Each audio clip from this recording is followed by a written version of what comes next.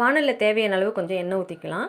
கடலப்பருப்பு 2 ஸ்பூனு, உளுத்தம்பருப்பு 2 ஸ்பூனு, இது கூட வர கொத்தமல்லி கொஞ்சம், சீரகம் கொஞ்சம் போட்டு நல்லா அந்த எண்ணெயிலேயே ஃப்ரை பண்ணுங்கள். கோல்டன் ப்ரௌன் ஆகட்டும்.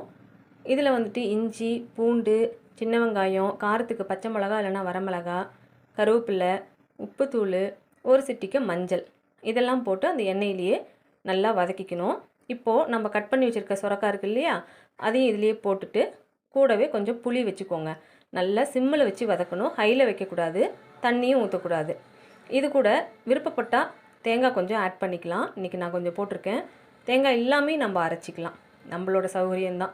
அதுக்கப்புறம் நல்லா சிம்மில் வச்சு வதக்கிட்டு ஒரு பாத்திரத்தில், அதாவது ஒரு தட்டில் மாற்றிக்கலாம். நல்லா ஆற வச்சுட்டு மிக்ஸி ஜாரில் போட்டுட்டு அரைச்சி எடுத்துக்கோங்க. இதுக்கு வந்து தாளித்து கொட்டிடணும். தாளித்து கொட்டணும் அப்படின்னா தான் டேஸ்ட் இன்னும் நல்லாயிருக்கும். இது வந்து பார்த்திங்கன்னா எப்போவும் நம்ம ஒரே மாதிரி அரைக்காமல் இந்த மாதிரி கொஞ்சம் டிஃப்ரெண்ட்டாக செஞ்சு கொடுத்தோம் அப்படின்னா டேஸ்ட்டும் நல்லாயிருக்கும், உடம்புக்கும் ரொம்பவே நல்லது. இதே போல் நீங்களும் ட்ரை பண்ணி பாருங்கள்.